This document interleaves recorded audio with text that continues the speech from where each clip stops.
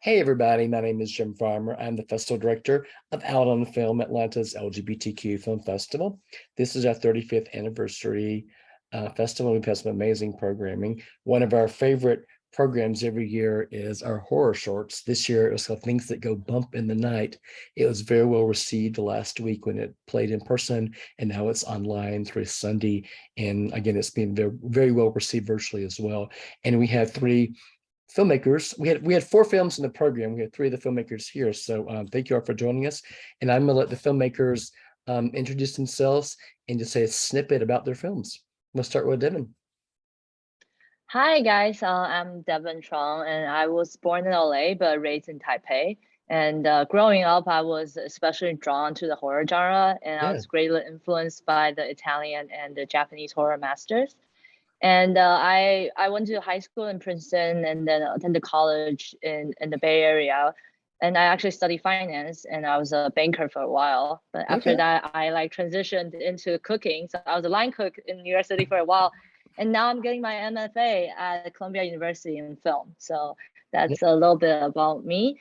And my story, my film is Mom, If I Were a Vampire. It's an it's an adolescent girl's journey to discover and affirm her identity. And in the process, she not only comes to terms with her own identity, but discovers a secret one of her mother's as well. So, yeah. Oh, great. Michael. My name is Michael Verratti, and my interest in horror goes all the way back to when I first saw Attack of the Killer Tomatoes on USA Up all night, because it was not like the movies my friends were talking about at school or the things that were playing at the multiplex. And I think very early on, I attached to the idea that there was an other kind of movie out there. And I think that before I even had words for my own identity, I was drawn to this sense of otherness or forbidden that was presented in these films. And so I really attached myself to the power of social commentary of horror fairly early on. And throughout my career as a filmmaker, it's something that I keep returning to. I am fascinated by the intersection of queer identity and horror. I've done a lot with it. For folks who watch the Boulet Brothers Dragula, I do work on there. I co-host a show with Peaches Christ. I make many, many weird queer horror things. And this latest piece, Infested Hearts, was made actually during the pandemic. So it's a two-person story about partners who have a less than stellar relationship, and things go from bad to worse when one starts to believe that their home is infested with bugs. Thank you. Sydney. Hi, my name is Sydney Horton, and I directed the horror film The House Sitters. I'm originally from the Midwest, but now I am LA based, and I fell in love with horror at a young age. I did a lot of horror movie marathons with my friends, and I think I was always attracted to this genre solely because I'm an adopted and queer individual, and I was really attracted to stories that explored the others, and I felt like I could be seen in that space.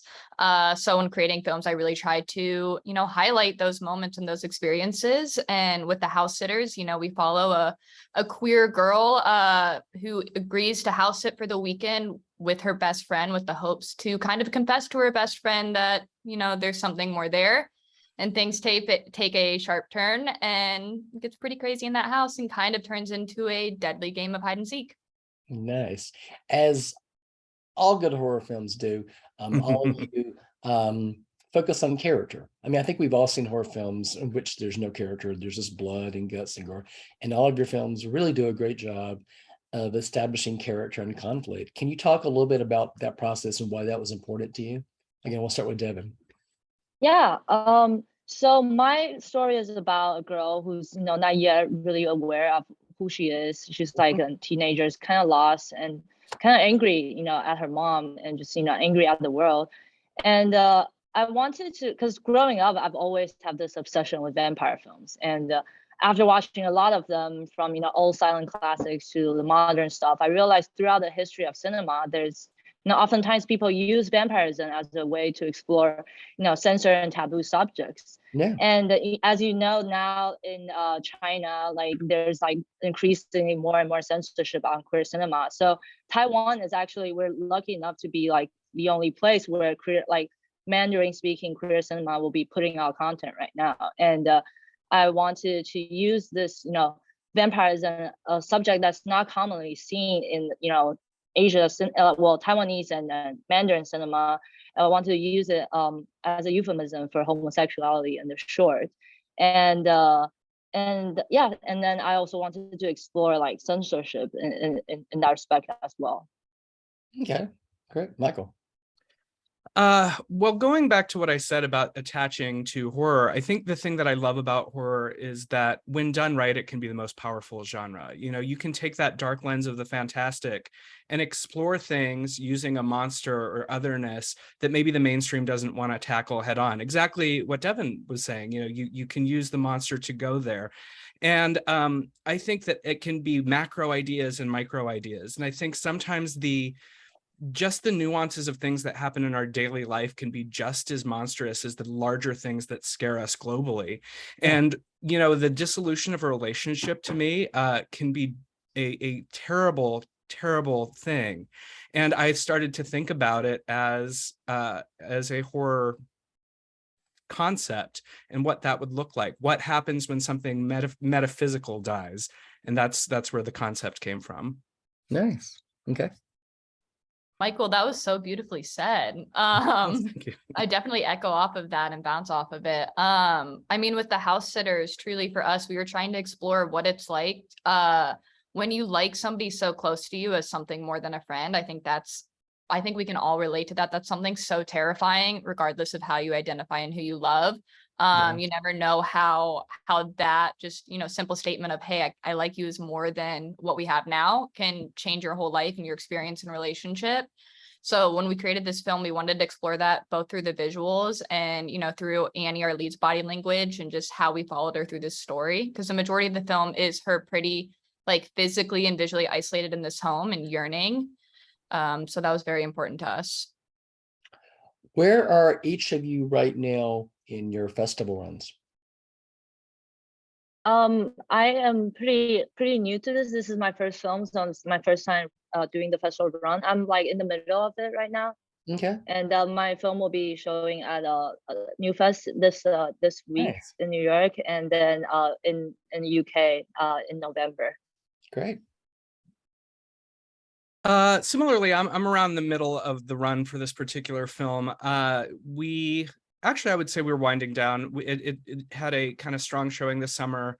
Ben Bauer, who's the lead of the film, I know he was actually there in person for the festival and is currently in the other room because he left you and flew here because we're in the process of making a feature. Hey, So Ben. I think Hi, Ben Bauer. I will pass on the hellos. Okay. He and I are working on a feature as well as a very large cast of kooky individuals. Nice. And I think that we're gonna have this play a few more times and then gear up for the next thing. Nice. We are actually at the beginning of our festival run. We started in July and we've been lucky enough to start with 6 acceptances so far. So fingers crossed to see where we go. That's great. So I love horror.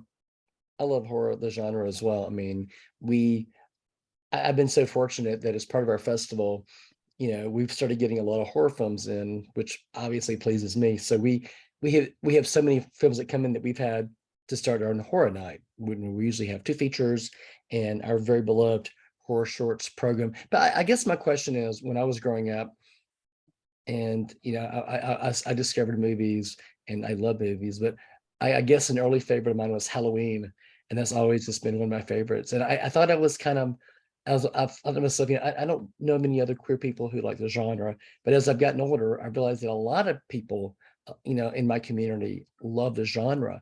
My question for you is, why do you think the horror genre is one that gay people have embraced so much? Yeah, I actually found that out recently as well after I came to film school. and I really think it's that feeling. I think a lot of horror films deals with that feeling of isolation and otherness. And a lot of time when I was young, I felt like, I didn't really belong. And a lot of time growing up, I felt like the monster. I identified with the monsters in the stories. So, and that was like a space, or it was like characters that you don't see in like mainstream like a lot of the mainstream like non-horror films. Yeah. And so I think those characters, the characters that deals with isolation really drew me in, and I think that's why people love it. Okay, great. Yeah, I would echo that sentiment. And, we all three in our way referenced how horror appeals to otherness. And, horror by definition is a genre of otherness.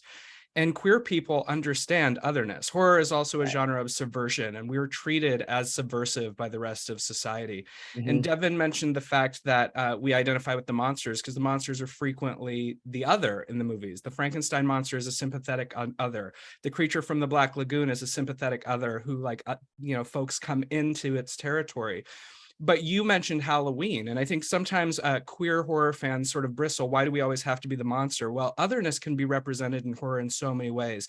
And if you look at Halloween, Laurie Strode, Jamie Lee Curtis's character, is other because in that original movie, she is on the outside. The other girls are popular and sexual, and she feels not is connected to them, and she yearns to be like them. Yeah. But when the night comes, it's what makes her different that helps her survive. It's her otherness that pushes her forward. And I think we as queer horror fans attach to that. I need to go watch Halloween again now. Thank you for reminding me of how great that movie is. Thank you so much. And Sydney. No, I agree with that. Now I need to go watch Halloween and the newest one that just came out. All right. Right? No, I mean, I really feel like I can't say much more than you two have both said here. Like we all identify with the other. We've all felt like the monster. I think we know what it feels like to feel isolated and have that anxiety and feel so alone. And for us, it's rare to find that in another genre where we can just see what our own experience is like being queer, or being a person of color, or being adopted, and every kind of maybe obstacle we've gone over, we can find that in horror and feel like there's a safe space for us and feel understood. Can I add something onto that? So I think another aspect is that I really think that the final girl genre is actually the prototype of feminist films. And growing up, as a queer girl, watching all these girls as the main protagonists and being so strong, and they kick ass. So what's not to love about it, Absolutely, I echo that. I'm a big Sidney Prescott fan, so I hear you. So final question, what are each of you your favorite horror film? Mine is the original Suspiria and Possession. Oh, Ooh. great choice. Michael. Oh, I mean, it's like picking your favorite child. It changes on the day. I also love Dario Argento. I think that Argento's use of otherness is great. I mean, if you look at all of the early giallos that Argento made, there's always a queer element because he had queer people in his life. Suspiria is great. I love opera. Night of the Creeps is an 80s movie that I absolutely love. It's as if John Hughes had directed a zombie movie. I think about it all the time. Because it's here, I love The Stuff. If you've ever seen The Stuff, it's a movie about killer yogurt and capitalism. Cool. Killer yogurt. I've not seen it. I don't want to see it. I need to see it. Yeah. I think for me, mine's the most basic one of the answers here. Forever Scream is going to be the easy go-to top one. I could watch that on repeat. But Suspiria is freaking incredible. I mean, I loved It Follows. Everybody's always going to say Hereditary or Midsommar. Those were such a treat. Most recently, it's not a favorite, I don't think, but it is still fresh on my mind. Barbarian. I thought that was very fun. Have any of you seen the original version of Black Christmas? Yes, absolutely. Ooh. Oh, Michael, that is a scary ass movie. That came out before Halloween, and I would highly recommend Black Christmas. It's very, very creepy, and yeah, it really gets under your skin. Anyway, I'm with my people. We could talk horror all night. And might I add, as of today, because it just came out, we now we're meeting on the day that we get the first trans Hellraiser, which is amazing. So that's so exciting. This weekend. That's great. All right. The program is Things That Go Bump in the Night, which is our annual horror shorts program. It's screened in person September the 29th. It is now streaming through October the 9th. If you have not watched it, please do. There are 4 great films in there. Please vote. All these films are eligible for audience awards. Thank you all for making these films. Thanks for sharing them with our audience and submitting it. And thank you for taking the time to talk to us tonight. It's been a pleasure talking to you and talking more about your movies. Thank you. Thank you so Yeah, much. thanks for having us. Oh, great. Yep. Y'all have a great rest of the Bye-bye. weekend. Yeah, And Thank you you too. too. Bye. after watching Halloween, I'm definitely going to watch Hellraiser this weekend. Cannot wait. Thank Bye, you all guys. so very much. Take care. Bye.